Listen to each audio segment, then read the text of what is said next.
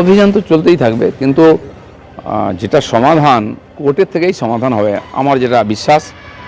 জাস্টিসও গাঙ্গুলিও বলেছেন যে কোর্ট যে নির্দেশ দিয়েছে তারাই সেটা পরিবর্তন করে যোগ্য অযোগ্য ভাগাভাগি করে যোগ্যদের চাকরি ফেরত দিতে পারেন, আর দেওয়া উচিত। আর সেই জন্য যারা কোর্টে গেছিলেন, যে পক্ষই হোক, আজ মমতা ব্যানার্জি সত্যি সত্যি বলেন চাকরি দেবেন, তার ভাইপোও বলছেন, আপনি কেন কোর্টে গিয়ে বলছেন না যে 18,000 যোগ্য লোক, এদের মধ্যে কোনো গণ্ডগোল নেই, এরা পরীক্ষা দিয়ে চাকরি পেয়েছেন, এদের চাকরিটা ফেরত দিন? এটা বলতেই পারেন উনি কিছুতেই বলবেন না, তাহলে ওই 8,000 লোক ওনার বাড়ি ঘেরাও করবে।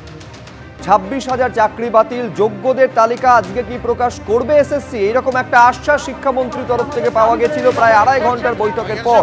সন্ধ্যে 6টা নাগাদ যোগ্যদের নামের তালিকা প্রকাশ করতে পারে স্কুল সার্ভিস কমিশন, এই সম্ভাবনার কথা জানা যাচ্ছে। এই তালিকা প্রকাশের আশ্বাস খোদ শিক্ষামন্ত্রী দিয়েছিলেন। এই যে ছবি আপনারা দেখছেন, এটা হচ্ছে আচার্য সদনের সামনে। যারা চাকরি হারারা এবং যারা যোগ্য বলে নিজেদের দাবি করছেন তারা বসে রয়েছেন। কার্যত একটা কমিশনের ওপর চাপ তৈরির চেষ্টা তারা করছেন এবং তাদের দাবি 22 লক্ষ ওএমআর থেকে শুরু করে যোগ্য অযোগ্য পৃথকীকরণের তালিকা, সেইটা এসএসসি যতক্ষণ না প্রকাশ করবে তারা বসে থাকবেন। আমি সরাসরি সেখানে আপনাদের নিয়ে যাব। পার্থ প্রতিম ঘোষ আমাদের প্রতিনিধি রয়েছেন। কতটা তারা আশাবাদী পার্থ যে একেবারে ওএমআর শিট 22 লক্ষ সেটা প্রকাশ করবে এসএসসি এবং যোগ্যদের তালিকাও আজকে প্রকাশ করবে তারা? দেখো, একেবারে প্রথমে ছবিটা দেখাবো, যাদের এই সময় সোমবার আর একেবারে কাজের দিনে স্কুলে থাকার কথা, তারা কিন্তু রাস্তায় তাদের চাকরি হারিয়েছেন, চাকরি হারিয়ে তারা রাস্তায় নেমেছেন। কতটা আশাবাদী এবং কি কি চাইছেন তারা, তাদের কাছ থেকে জেনে নেবো। আর কতটা আশাবাদী আজকে এসএসসির আজকে তালিকা প্রকাশ করবে? আমরা বলেছিলাম এটা করতে, যে 21 তারিখে যাই হোক উনি লিস্ট দেবেন। আমরা আশাবাদী, আমরা এর উপর আস্থা রাখছি, এসএসসির ওপর আমরা আশা ভরসা দুটোই রাখছি। দেখা যাক এখন উনি কি করেন। তারা আশা রাখছেন, কারণ আশায় এখন বসে রয়েছেন, কিন্তু তারা বলছেন যে তালিকা প্রকাশ হবে সেই তালিকা যেন একেবারে সঠিকভাবে সেই তালিকা প্রকাশিত হয়, এবং সেই তালিকা সঠিকভাবে প্রকাশিত না হলে তারা কিন্তু রাস্তাতেই থাকবেন। একেবারে রাস্তার মধ্যে তারা বসে রয়েছেন। আজকে এসএসসি একটা তালিকা প্রকাশ করতে চলেছে বলে জানতে পারছি। কতটা আশাবাদী এবং কোন দাবি এবং কতক্ষণই বা থাকবে? এসএসসি বলেছেন যে আজকে সন্ধ্যে 6টার সময় একটা লিস্ট পাবলিশ করবে from first counselling to third counselling. আমরা ওই রকম আশাতেই আছি। আজকে এখানে বসে আমরা 6টা অবধি থাকবো। আজকে প্রস্তুতি নেই? হ্যাঁ, আজকে এখানে থাকবো। কি বলবো, ভাগ্যের পরিহাস সেটা। আর এসএসসি যদি তালিকা প্রকাশ করে তো খুবই ভালো। এখন দেখা যাক কি করেন, এখন ওনাদের হাতেই তো সব। রাস্তার মধ্যে একটা খবরের কাগজ পেতে, কেউ বা পলিথিন পেতে একেবারে এসএসসি যে দপ্তর রয়েছে অর্থাৎ আচার্য সদন, আমার সহকর্মী ভগবান শাহকে দেখাতে বলবো। আচার্য সদনের সামনের যে রাস্তা, দুই প্রান্ত, সেই দুই প্রান্তের বিভিন্ন জায়গায় তারা কিন্তু এখানে বসে রয়েছে রাস্তার মধ্যে। এবং এসএসসি যে দপ্তর, সেই দপ্তরে প্রচুর সংখ্যায় পুলিশ মোতায়েন করা হয়েছে। এসএসসির যে দপ্তরের যে গেট, সেই গেটে গার্ড ওয়াল দেওয়া হয়েছে। এবং এই ছবি আমরা দেখতে পাচ্ছি সকাল থেকে। এবং এখানে তারা বলছেন যে লিস্ট প্রকাশিত হবে সেই লিস্টের ওপরে যাতে স্বচ্ছতা বজায় থাকে। কারণ অনেকেই কথা বলছিলাম, তারা বলছিলেন যে এই যে লিস্ট, সেই স্বচ্ছ লিস্ট না বেরোনো পর্যন্ত তারা কিন্তু আন্দোলনে থাকবে। যে কথা বলছিলাম, এসএসসি দপ্তরের যে দপ্তর দেখতে পাচ্ছ, দপ্তরে ঢোকার যে গেট, সেই গেট একেবারে এখানে যে গেট রয়েছে তার সামনে একের পর এক গার্ডওয়াল, তার সঙ্গে বাঁশ দিয়ে বেঁধে একেবারে এসএসসি অফিসটাকে দুর্গে পরিণত করে সম্পূর্ণভাবে রাখা হয়েছে। এসএসসি দপ্তরে আজকে এই যে তালিকা, সেই তালিকা প্রকাশ হওয়ার কথা রয়েছে।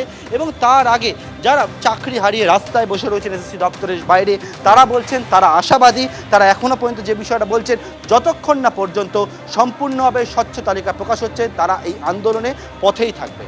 একেবারে ততক্ষণ পর্যন্ত তারা পথে থাকবেন। শুধুমাত্র তালিকা প্রকাশ করতে হবে এমনটা নয়, 22 লক্ষ ওএমআর শিট, যোগ্য অযোগ্যের তালিকা প্রকাশ এবং যারা অযোগ্য তাদের টার্মিনেট পর্যন্ত করতে হবে। এই দাবিটাও পর্যন্ত এই যে তারা বসে রয়েছেন যোগ্য চাকরিহারা শিক্ষকেরা, তারা এই দাবিটা করছেন। এবার যে অবস্থায় গোটা পরিস্থিতিটা গিয়েছে, তার জন্য রাজ্য সরকারকে কাঠগড়ায় দাঁড় করিয়েছে বিরোধীরা, বিজেপি থেকে কংগ্রেস। কার কি বক্তব্য রাখবো আপনাদের সামনে। এই পৃথকীকরণের কাজ একমাত্র তৃণমূল কংগ্রেস করতে পারে, রাজ্য সরকার করতে পারে, পর্ষদ করতে পারে। কারণ যারা চাকরি কিনেছে তাদের তো অন্য কেউ চেনে না, তাদের তো মহামান্য আদালত চেনে না, তাদের চেনে হচ্ছে পশ্চিমবঙ্গের তৃণমূল কংগ্রেসের নেতা মন্ত্রীরা। তো তারা এটাকে আলাদা করে দিতে পারেন। তবে দেখুন, এই পুরো বিষয়টাই তো একটা বিচার প্রক্রিয়ার মধ্যে আছে। এবার আদালতের সামনে সেই তালিকা যাবে, সেই তালিকা যদি গ্রাহ্য হয় তাহলে নিয়োগ শুরু হবে, বা যারা চাকরি পেয়েছিলেন যে যোগ্য প্রার্থীরা, তারা পুনর্বহাল তাদের হয়ে যাবে, কন্টিনিউ করবে। এর থেকে ভালো খবর আর কি হতে পারে? উচিতটা প্রকাশ করার কথা দিয়েছে, জানি না করবে কিনা, কারণ তৃণমূলের কথায় আর কাজে তো কোনো মিল থাকে না। তাই শিক্ষকদের সকলেরই একান্ত দাবি যে যোগ্য অযোগ্যদের তালিকা প্রকাশ করা হোক, কারণ যোগ্য অযোগ্যদের তালিকা এসএসসি শিক্ষা পর্ষদ সবাই জানে। সততা দেখিয়ে সেই তালিকাটা প্রকাশ করা হোক, তাহলে অন্তত কিছুটা পাপের স্খলন হবে, কিছুটা পাপ কমবে বলে মনে করি এই সরকারের। এই যে ছবিটা আপনাদের সামনে রেখেছিলাম, সেটা হচ্ছে যারা শিক্ষক, যারা দাবি করছেন যোগ্য কিন্তু দুর্নীতির জন্য তারা চাকরি হারিয়েছেন। এইবার আপনাদের সামনে রাখবো যারা অশিক্ষক কর্মী, গ্রুপ সি গ্রুপ ডির যারা চাকরি হারিয়েছেন, তারাও রাস্তায়। সল্টলেকে করুণাময়ী বাস স্ট্যান্ড থেকে এসএসসি ভবন অভিযান করেন, আচার্য সদনের সামনে বিক্ষোভ। এইটা হচ্ছে অশিক্ষক কর্মীদের জমায়েতের ছবি আপনারা দেখতে পাচ্ছেন।